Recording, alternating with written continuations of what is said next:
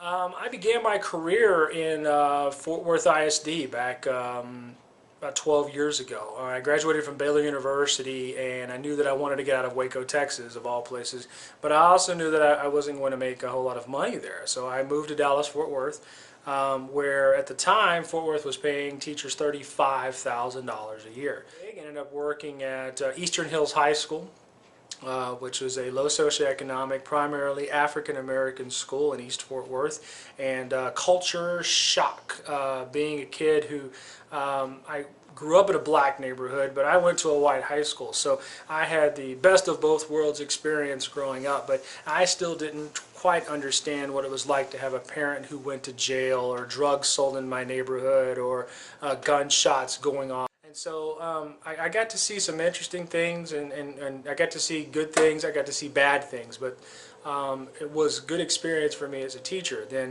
But after I left, got more involved in technology and worked a couple of years in Irving at a technology high school. Built some very good teacher relationships there. But that was also where I got interested in leadership and wanting to broaden my horizons as an individual. So I went and got my master's degree, earned my master's in educational administration, and then I took my first job as a school administrator in Grand Prairie, Texas. But I had made the transition out of high school and started working in elementary, and that was again a culture shock. Having worked most of my years in high school, moving down to elementary was an experience for me, to say the least, and I love it. I love elementary, and so now I'm a campus principal, and this is going to be my second year as an elementary school principal, my fifth year as an administrator, and I absolutely love it. So my career's taken me in different paths. I've been on district improvement committees. I've been as a grant coordinator. I've had difficult situations throughout my career that I've had to deal with, from being in lockdown because of a gang fight to having to deal with giving a Heimlich to a cafeteria worker. I did have to do that. So I've seen a lot of things as a school administrator, and I've seen a lot of kids come and go, and angry parents and things like that, but I still love elementary, and I think it's a lot of fun, and it's going to be the place for me for a long time.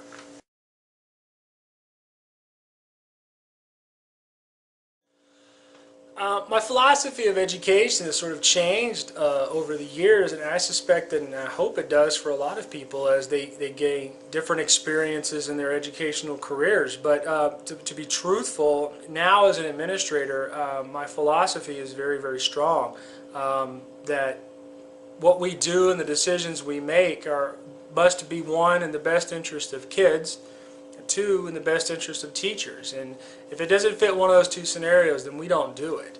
That's my personal philosophy, but I also tell my teachers that, I can't necessarily do what you do. Not having an elementary background as a teacher, I don't know that I can go into a second grade classroom and teach a lesson on math, or teach a guided reading second grade dual language lesson. I can't do that, and I know that I wouldn't be very good at it if I had to try to do it. So I tell my teachers that, I can't actually do what you do, but my job as a principal, my job as a campus leader, is to make sure that you can do your job effectively and remove barriers for you, and to make sure that you have the resources that you need. And if you don't, then it's my job to find them. It's my job to get them for you. It's my job to help you be a better teacher. So I'm always teaching, and I do that through consistent walkthroughs and good feedback and good coaching, and making sure that we collaborate and we're working together. And if I have a vision for the campus, and I want teachers to meet that vision, meet that expectation, and to do that, it's going to require strong conversations. It's going to require me telling them and being honest with them with the things that I want and need from them. So if we can't have those conversations, if they're not comfortable and we don't have that relationship, then I'm not going to be a very good principal, and they're not going to be a very good teacher, and our campus isn't going to go anywhere. So I think it's important that principals have that good relationship with teachers, and that they have a strong vision for their campus. And so for me, it's just having that understanding that I can't do what they do, but I can remove barriers so that they can be a better teacher each and every day. So those are my strongest philosophies. What's best for kids, what's best for teachers, and removing barriers to make people better educators every single day.